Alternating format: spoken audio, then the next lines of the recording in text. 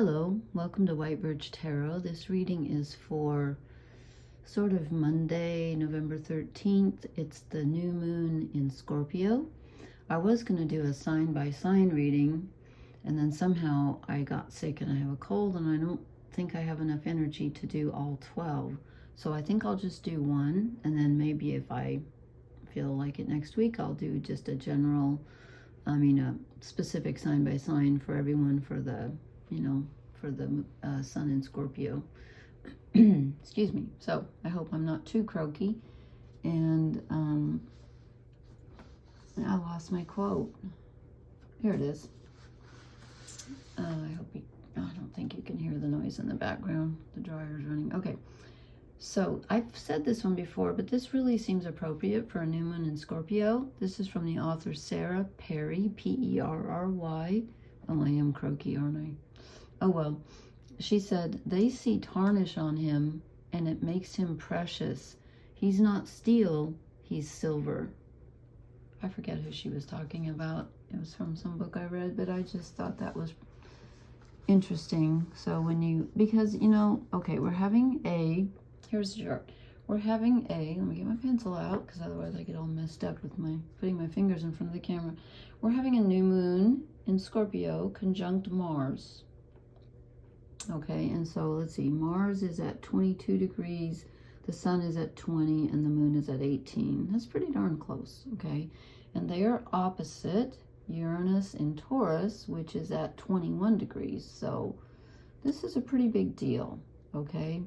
And they're sort of widely trined, Neptune at the tail end of Pisces. Remember, a trine is smooth energy flow. And opposition is just what it sounds like, opposition, but it does connect them. So there is communication. It can be a little difficult feeling, but it does flow when there's an opposition. When you get two things opposite each other, they butt heads, but you feel it. And let's see, Saturn's at the beginning of Pisces. So we kind of have, let's see, 30, 60... we kind of have a square between Mercury and Saturn, and we have what is called an inconjunct between Mercury, which is your lower mind, your day-to-day thinking and communicating skills.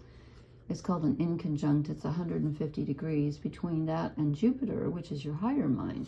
So there's a bit of a mental struggle going on here, and whenever we have this energy in Scorpio, it's digging something out of the subconscious. And Uranus is sudden realizations, okay? Which can also come in a physical form because it's in Taurus, which is an earth sign.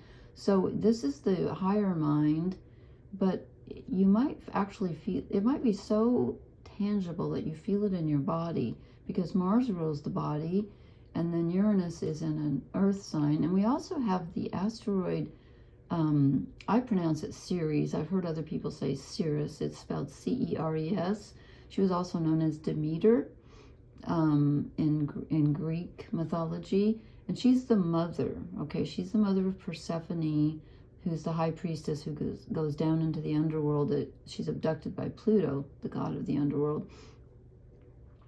And Ceres, in your birth chart, you can look this up on astro.com for free. Ceres represents nurturing, so, and other things, but she's the mother. So, and so is the moon in a way. So this is just me, okay, this is just my interpretation. I'm feeling like, since we have the sun, which is the father energy, the masculine energy, the moon, which is the feminine energy, and the body, Mars, the self, like who am I, and then the nurturing aspect. I'm feeling like this might have something to do with how your personality was formed in something that happened in childhood. And you're going to either remember something or focus on something. And it doesn't have to be childhood. It could be anyone that nurtured you. So if your spouse nurtured you, and then your spouse left or passed away, you could, be feeling that energy very strongly. We can be nurtured by pets. Some people are nurtured by their children. Anyone that nurtured you is going to figure into this memory, this information that comes up from the subconscious and is actually can be healed, I should say, because of the Uranus in Taurus. Taurus is ruled by Venus, and I just feel like there's a potential here for some kind of a healing memory or a healing feeling to come up during this time. This is a very powerful new moon. And on the news tonight, I'm in the Midwest, okay? So I'm pretty far south. I'm like halfway down in the middle of, like, you know, throw a dart and hit the middle of the United States, and I'm kind of like right there.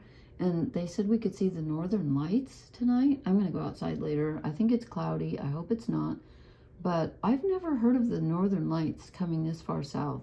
It's something to do with sunspots or something. So anyway, I just wanted to show you this. And I'm sorry I can't do the sign-by-sign readings, but I just don't have the energy tonight because I haven't been feeling well. So I'm just going to, in fact, I'm kind of goofy feeling. I hope I don't make a hash of it. But okay, now wait, I was going to use the Welsh mythology. Yeah, I'm going to. But now the Wildwood's calling me. These cards, I swear, they have a mind of their own. And oh, you know what? Normally I pull them and I didn't. Oh, okay. I'm just going to go one at a time. Or am I? No. Okay. Wow. Okay. This is interesting. I'm sorry. Let me just focus for a minute here. This one just fell on my lap. Okay. Okay. This is interesting. First three cards I draw are all cups. Emotion. Yeah. Scorpio's a water sign. Oh my God. 4 cups. I just drew 4 cups. I'm going to stop and interpret these, and then I'm going to draw the next 4. This is, wow. Okay. We get the 6 of Cups, which is the nostalgia card. This is the card of remembering your childhood or looking back on anything this is the card of looking back fondly on something that nurtured you and feeling nostalgic, yearning for the past. So we start out with that. I felt it. I really did. And then we get the Ace of Cups, which is being offered a feeling. I think there's something coming up during this Scorpio new moon that's got to do, I feel like it's got to do with your childhood, but again, it could just be the past, but it's something to do with nurturing in the past. But it gives you a feeling of connecting with that nurturing, and perhaps it helps activate the nurturing part of yourself, because there's some loss here. Whenever Ceres is involved, there's loss, because she lost her daughter. Persephone was dragged away into the underworld for 6 months out of the year, and that's supposedly why we have winter, where nothing grows, because Demeter, who rules fertility and grain, also known as Ceres, she's the fertility goddess, and so that's why everything dries up, because when her daughter's gone, she's so sad. But it's to do with nurturing, and I think you're going to get a feeling of either realizing something that nurtured you, or being grateful for someone who's nurtured you, or feeling connected with someone who nurtured you. And again, I think it might have been someone in the past, and doesn't mean they're gone. They can still be here. But it was when you were younger too. And then we get the Page of Cups, which is very reminiscent of the Ace of Cups. So the Ace of Cups is like, a hand from the sky coming down, pouring something in your cup, something emotional, giving you a new feeling of pleasant emotion, heartwarming emotion. And then this is a brand new emotion, the Page of Cups. Again, here's an offering, someone coming up and offering you an emotion, some help, some sympathy, some empathy coming in. And then we get, let me not block the camera here. And then I draw the 10 of Cups, which is emotional fulfillment. Again, it's the Ace begins the cycle, and the 10 ends it. It's the beginning and the ending. And if you've listened to any of the astrologers, Scorpio is the sign of regeneration and rebirth. Pluto rules Scorpio. Pluto rules the underworld. Pluto rules death. But Pluto also rules rebirth. So this is totally the end of a karmic cycle. It really is. I've heard it again and again. This confirms it with the Ace and the 10. We're finishing out something emotional, and something new is coming in. And you know, in order for something new to come in, you have to make way. You have to let go of something. So I think we are going to. Let's see if we get more cups, or let's see what else comes up for us. Okay, keep this quiet till I pull all 4. Okay, new moon in, oh my gosh, this is crazy. New moon in Scorpio, conjunct Mars. Wow. This is kind of fascinating. Okay. Okay. Here's the Mars. Here's the Ace of Wands that's in the mix. Here's the fire. This motivates you at a very basic level. Mars is your physical energy. It's also your spiritual energy. And this is the card of that. This is kind of like the Aries card. It's like, you know, bam. I have a sudden desire to do whatever.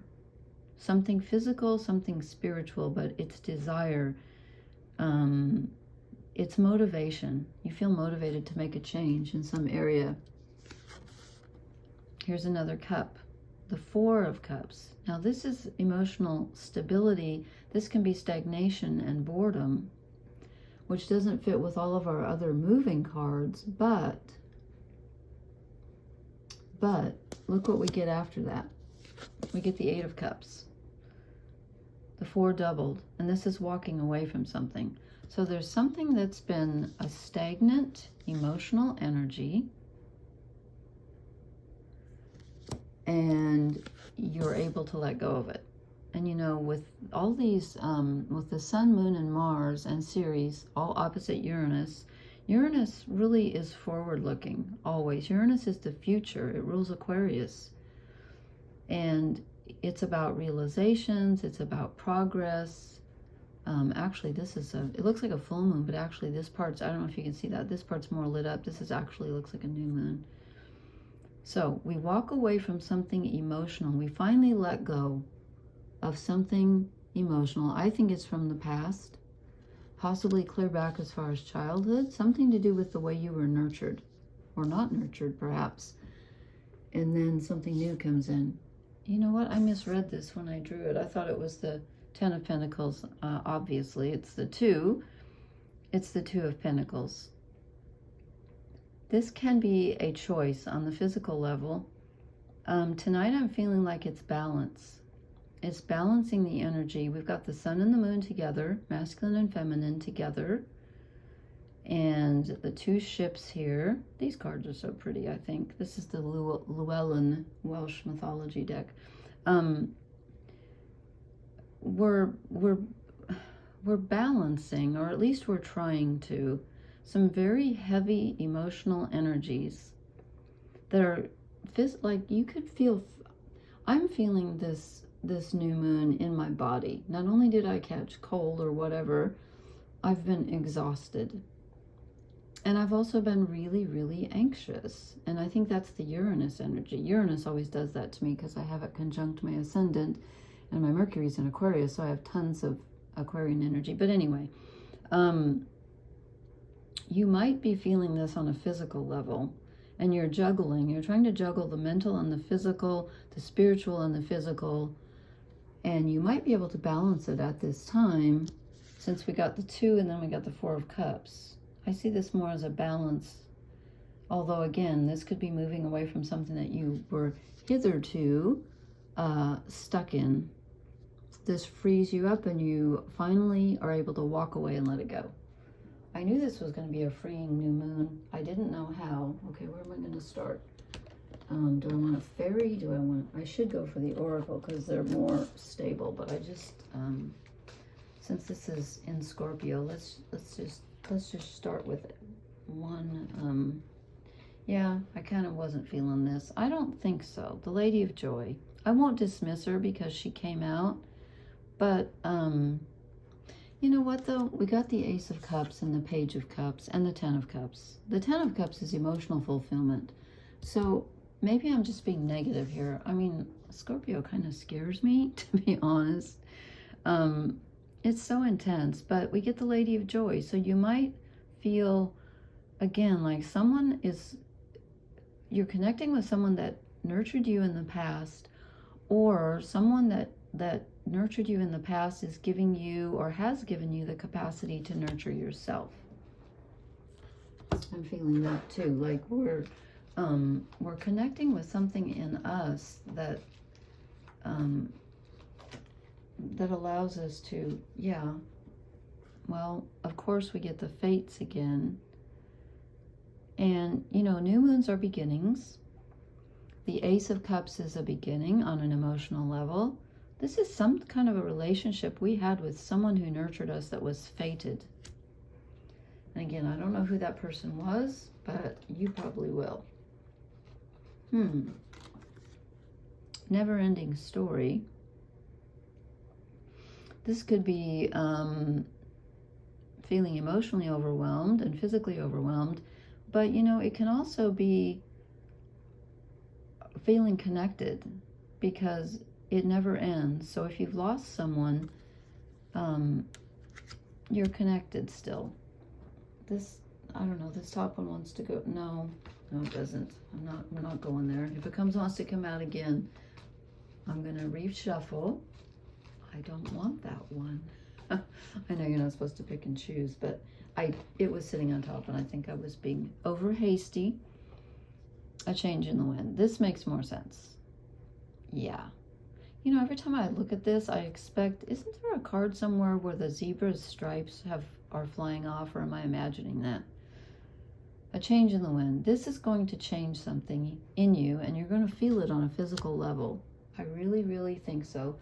And I'm going to skip those moon cards because I don't like them, but I haven't drawn, if I can get them, I haven't drawn an animal spirit card in ages, so let's go for it since we have such a big deal going on. If you're not feeling this physically, I would be very surprised because I think you probably, and you know, there's always a whole bunch of these that want to come out, but I'm just going to take one. Horse spirit. Freedom is yours. Okay, so whatever emotional thing you're walking away from here allows you to open up emotionally, and then if you do, we've got the Ace of Cups, the Page of Cups, the Ten of Cups, the Ace of Wands. You get some really good emotional energy from this new moon in Scorpio if you allow it. Freedom is yours. And you know, Uranus rules freedom. It rules liberation. And again, where's my picture? It's exactly, you know, it's opposite all, look at all the stuff down there that's together. Mercury's actually not part of that because he's at 4 degrees Sagittarius. But they're all opposite Uranus up there. The little, you know, MC stands for midheaven, by the way. I always forget what it means in Latin, something coeli, but anyway. So, I think we're going to have, I'm just not to steal Gemma's thunder, but she calls it spiritual big jobs.